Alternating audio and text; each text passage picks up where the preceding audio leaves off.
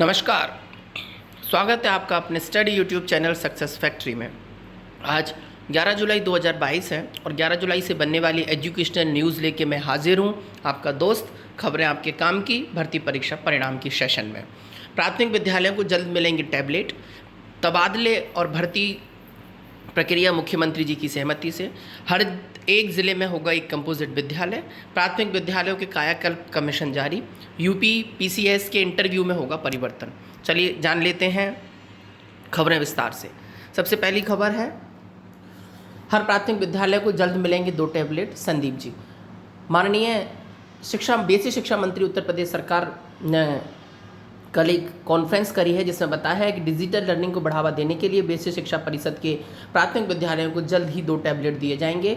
Digital learning के तहत इसी माध्यम से शिक्षक बच्चों को पढ़ाई कराएंगे। बेसिक शिक्षा मंत्री जी ने कहा है कि 1,11,599 प्राथमिक स्कूलों में 2,09,863 टैबलेट खरीदने की प्रक्रिया शुरू हो गई है। रविवार को लोक भवन में बेसिक शिक्षा विभाग के 100 दिन की उपलब्धियां गिनाते हुए उन्होंने ये सब बताया। दरअसल अभी उत्तर प्रदेश सरकार के 100 दिन के जो कार्यकाल था, कहा गया कि 100 दिन के भीतर सभी डिपार्टमेंट अपने अपनी रिपोर्ट हमें दें, तो उसी के तहत माननीय बेसिक शिक्षा मंत्री संदीप सिंह जी ने एक प्रेस कॉन्फ्रेंस करी जिसमें ये सब बताया गया है।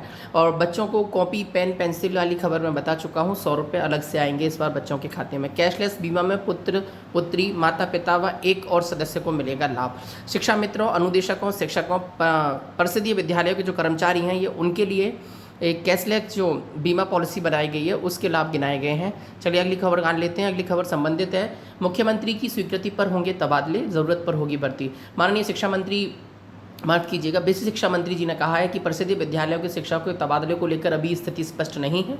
बेसिक शिक्षा मंत्री ने कहा कि मुख्यमंत्री जी के पास इस वर्ष की पॉलिसी भेज गई है, उनकी स्वीकृति मिलने के बाद ही तबादले की प्रक्रिया पूरी की जाएगी। इसके साथ ही उन्होंने प्रदेश में परिषदीय स्कूलों में शिक्षक का अनुपात देखने व समायोजन के बाद ही नए शिक्षक को भर्ती के बारे में विचार करने की बात कही है। लोक भवन में सरकार के 100 दिन पूरे होने पर रविवार को विभागीय उपलब्धियों की चर्चा के दौरान उन्होंने बताया। और अगली खबर संबंधित है आपकी, हर ज़िले में खुलेगा एक मॉडल कंपोजिट स्कूल। नाबार्ड के सहयोग से खुलेंगे विद्यालय। कक्षा 1 से 12 तक की होगी पढ़ाई। 5,000 स्मार्ट क्लासेस भी होंगी शुरू। ये खबर है, उत्तर प्रदेश के अभिभावकों के खाते में इस बार जाएंगे 1,200 रुपये।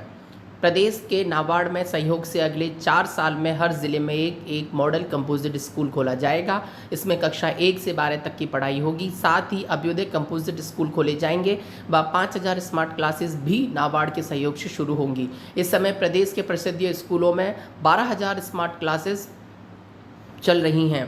इस बार केंद्र ने 18,381 स्मार्ट क्लासेस की और स्वीकृति दी है। यह मंत्री संदीप सिंह जी ने बताया है कि स्कूल चलो अभियान के तहत अब तक 1,90,00,000 छात्रों का नामांकन किया जा चुका है और अब तक 40 लाख नए छात्रों को जोड़ा गया है। साथ ही परिषदीय स्कूलों में सभी नामांकित बच्चों के आधारीकरण की प्रक्रिया भी की जा रही है। और ये खबर सुखदायक भी हो सकती है, परंतु एक मीडिया कर्मी के पूछने पर उन्होंने कहा कि पहले हम शिक्षकों का और छात्र का अनुपात देखेंगे, अगर उसके बाद आवश्यकता पड़ेगी तब जाकर बेसिक शिक्षा में कोई भर्ती की बात होगी। फिलहाल बेसिक शिक्षा में किसी भी भर्ती का कोई भी आवश्यक कदम नहीं दिखाई दे रहा है। प्राथमिक विद्यालय में निपुण भारत मिशन की दीक्षा। उत्तर प्रदेश में वाराणसी में माननीय प्रधानमंत्री महोदय नरेंद्र मोदी जी ने संसदीय क्षेत्र वाराणसी सेवापुरी ब्लॉक को चुना है अपने इस निपुण भारत मिशन के तहत। इसके अंतर्गत पायलट प्रोजेक्ट लागू किया गया है। नीति आयोग इसका संचालित कर रहा है। स्थानीय भाषा में दी जाएगी वहाँ की एजुकेशन पॉलिसीज़ प्राइमरी एजुकेशन के लिए। उसके बाद प्रदेश भर में लागू होगा ये कार्यक्रम। यह कार्यक्रम है प्राइमरी एजुकेशन से जुड़े हुए शिक्षकों के लिए और वहाँ के बच्चों के लिए। चलिए अगली खबर देख लेते हैं। अगली खबर संबंधित है यूपी पीसीएस से। उत्तर प्रदेश लोक सेवा आयोग की तरफ से बताया गया है कि साक्षात्कार की प्रक्रिया में अब अहम बदलाव किए जाएंगे। इंटरव्यू में अब पूर्व जज, ब्रिगेडियर स्तर के अधिकारी भी बुलाए जाएंगे और तथा प्रख्यात शिक्षाविदों को भी आमंत्रण किया जाएगा। इंटरव्यू का स्तर बढ़ाने के लिए देश के सभी विशेषज्ञों को आमंत्रित किया जाएगा। आयोग ने इस कदम में उन अभ्यर्थियों को राहत मिलेगी जो लगातार ये शिकायत करते रहे हैं कि इंटरव्यू में कुछ गिने चुने लोगों को ही बुलाया जाता है, जिससे गड़बड़ी की आशंका बढ़ जाती है। खैर ये खबर अच्छी है। अगली खबर देख लेते हैं। अगली खबर संबंधित है टीजीटी पीजीटी से। टीजीटी पीजीटी के विज्ञापन के तथ्य शिक्षकों के पदों के लिए भी जिए जाएँ शामिल। अर्थात इस बार टीजीटी पीजीटी के लगभग 27,000 पदों पर आवेदन मांगे जाने थे, परंतु जब विज्ञप्ति आई तो उसमें बहुत कम पद आए। इसके लिए अभ्यर्थियों का कहना है कि जो तथाकथित शिक्षकों को आपने बतौर शिक्षक गिन लिया है, उन पदों को खाली मानकर ही इस वाली भर्ती में ही उन पदों को जोड़ दिया जाए। देखते हैं, इस अभियान को लेकर सोशल मीडिया पर ये ट्रेंड कर रहा था, ट्विटर पर के और अन्य सोशल मीडियाज़ पर भी इस चीज़ को लेकर बात चल रही थी। देखते हैं इस अभियान का क्या असर होता है। अगली खबर सुन लेते हैं। अगली खबर संबंधित है डीएलएड संस्थानों की वेबसाइटों से। प्रदेश में संचालित सभी करीब 3100 निजी कॉलेजों में जो डिप्लोमा इन एलिमेंट्री एजुकेशन के प्रशिक्षण संस्थान हैं, उनमें वेबसाइट बनाई जाएगी। ऐसा आदेश परीक्षा नियामक अधिकारी पीएनपी की तरफ से सभी को जारी कर दिया गया है।